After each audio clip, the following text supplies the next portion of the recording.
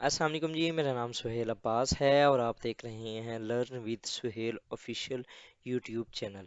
नाज़रीन, हमने जो लास्ट टाइम पॉलिटिकल क्राइसिस के ऊपर कुछ वीडियोस बनाई थी, जिनमें हमने ज़्यादातर पेंडोरा ऑफ पॉलिटिक्स या प्रोपेगेंडा पॉलिटिक्स जो था वो हमने देखा था।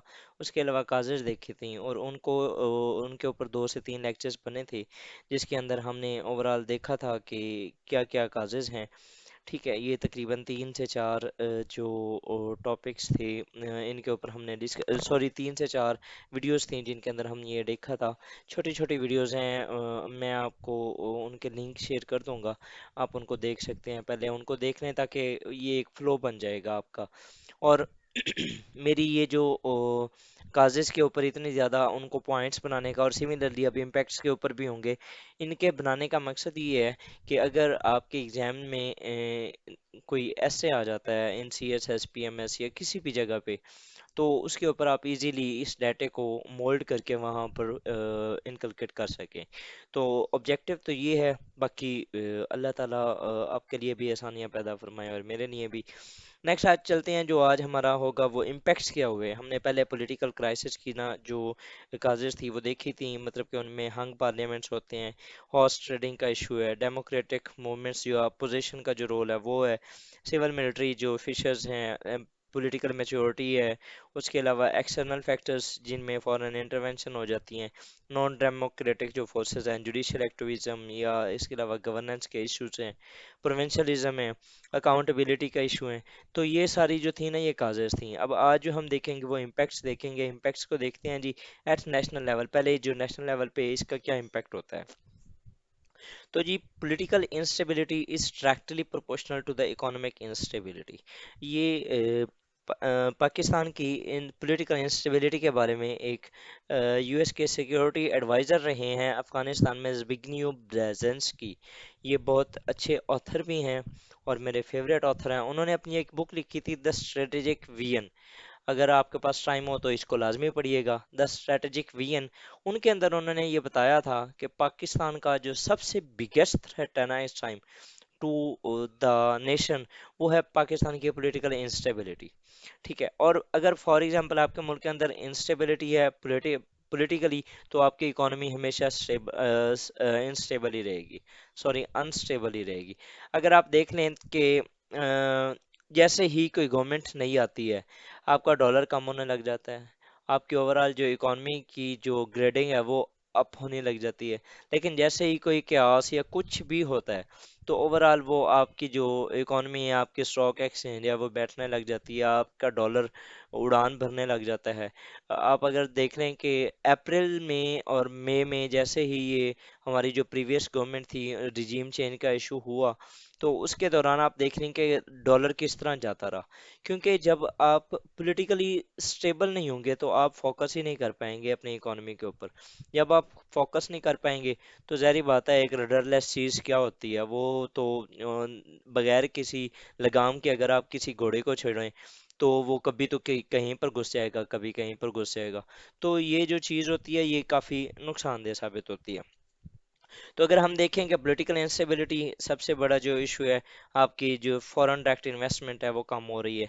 अब देखें, जिस मुल्क के अंदर ये पता ही ना हो कि कौन सी गवर्नमेंट रहनी है, अगर फॉर एग्जांपल मेरे जैसा कोई बिजनेसमैन या आपके जैसा कोई बिजनेसमैन, अगर आप खुद को एज ए बिजनेसमैन कंसीडर करें और आप देखें क्या आप किसी ऐसे मुल्क के अंदर अपनी इन्वेस्टमेंट करेंगे जहां पर नहीं पता कि सुबह को कोई प्राइम मिनिस्टर चेंज हुआ खड़ा होगा या सुबह को उनकी पॉलिसीज चेंज हो जाएंगी, कोई भी नहीं आएगा।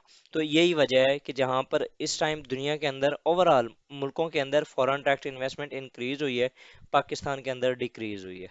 पाकिस्तान की 2021 और 22 के अंदर जो आपकी फॉरेन डायरेक्ट इन्वेस्टमेंट थी वो थी 1.6% of its GDP, according to economic survey of Pakistan and Pakistan bureau of statistics. ठीक है, मतलब कि ये ना कम हुई है। नेक्स्ट अगर देखें, the foreign exchange reserves are also going down to drain. یہ بھی آپ کے جو فورن ایکسچینج ریزروز ہیں یہ بھی کافی کم ہو رہے ہیں. جیسے جیسے آپ دیکھیں ڈالر بڑھ رہا ہے، ڈالر کی جو اب مارکیٹ کے اندر کمی ہوتی جا رہی ہے، لوگ ڈالر ذخیرہ کر لیتے ہیں، مارکیٹ کے اندر ڈالر کی کمی ہو جاتی ہے اور سپلائی اینڈ ڈیمانڈ کی وجہ سے ڈالر کی ویلیو بڑھ جاتی ہے. ٹھیک ہے، روپے کی جو ویلیو ہے اس کے اندر کمی ہو جاتی ہے اور اسی سے ہی امپیکٹ پڑتا ہے آپ کی انفلیشن کا بھی، آپ کی مہنگائی بھی ہو جاتی ہے. تو یہ ساری چیزیں جو ہیں یہ ایک انٹر لنک ہے. اس کے علاوہ currency devaluation is at all time high, یہ بھی میجر ریزن ہے بیہائنڈ پولیٹیکل انسٹیبلٹی. اس کے علاوہ ورلڈس اکنامک ریسیشن. اچھا یہ نا جو پاکستان کے اندر صرف نہیں اکانومی کا مسئلہ بنا، اوور آل دنیا کے اندر بنا ہے. اگر آپ جو پیرو کے دیکھیں اکانومک ایمرجنسی وہاں پر لگی ہوئی ہے، سری لنکا وہ ڈیفالٹ ہو چکا ہے.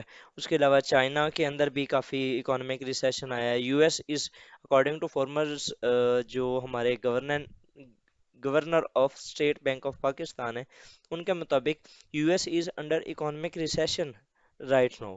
اور اسی طرح فرید زکریا نے بھی اپنی جو ویڈیوز ہیں یا ان کے آرٹیکلز ہیں ان کے اندر انہوں نے بھی یہ اکانومی سوری آتھر ہیں فرید زکریا، ان کے مطابق بھی U S is undergoing massive economic recession.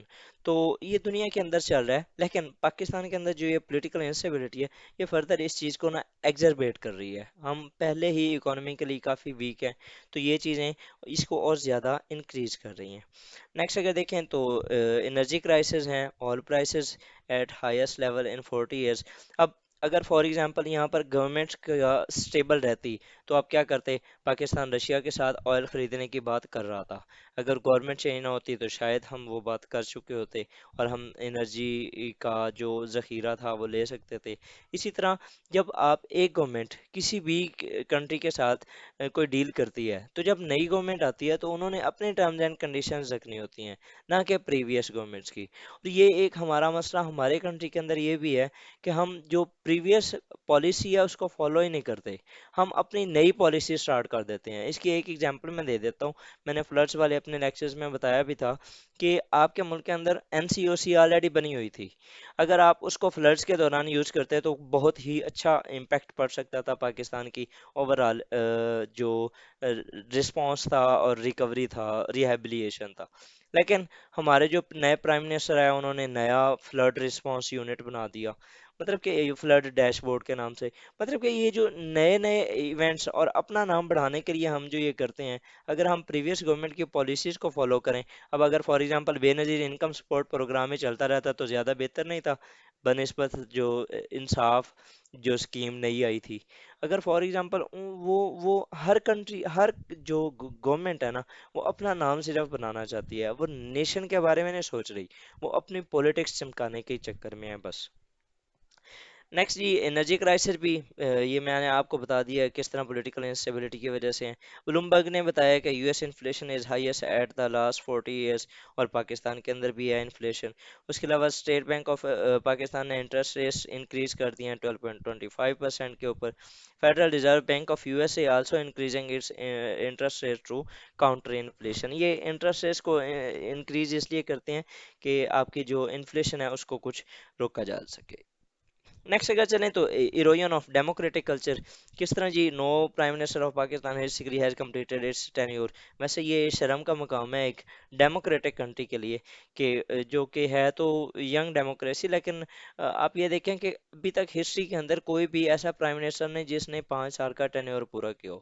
اور مزے کی بات یہ ہے کہ ڈیموکریسی ہی ڈیموکریسی کے خلاف ہے، مطلب کہ ڈیموکریٹک جو گورنمنٹس ہوتی ہیں ان کو اتارنے اور چڑھانے والے خود وہی لیڈرز ہی ہوتے ہیں، لیکن وہ کیا کرتے ہیں گٹھ جوڑ، وہی جو ہارس ٹریڈنگ، ہنگ پارلیمنٹس اور یہ ساری چیزیں مل کے یہ خود ڈیموکریٹک کلچر کو ایروڈ کر رہی ہیں.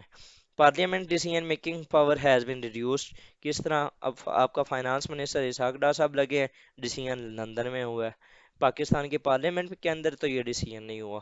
Similarly, Parliament has been just limited to remain in power. Unilateral actions of governments without proper discussions. اب دیکھیں اگر فار ایگزامپل یونیلیٹرل ایکشنز کیے جا رہے ہیں، مطلب کہ آپ اپوزیشن کو ساتھ لے کے ہی نہیں چل رہے، جیسے کہ ای وی ایم ہے، نیب کی امینڈمنٹس ہیں، E V M under the previous governments ہوئی تھی، اور نیب کی امینڈمنٹس ابھی اس گورنمنٹ نے کی ہیں.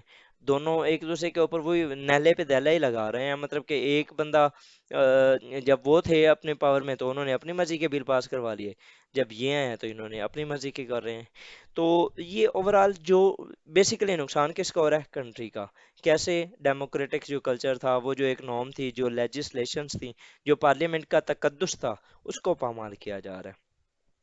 تو یہ تھی جی ہماری پولیٹیکل انسٹیبلٹی کی وجہ سے اکانومک اینڈ ڈیموکریٹک. نیکسٹ جو ہوں گی ہم انشاءاللہ تعالیٰ اپنی اگلی ویڈیو میں دیکھتے ہیں.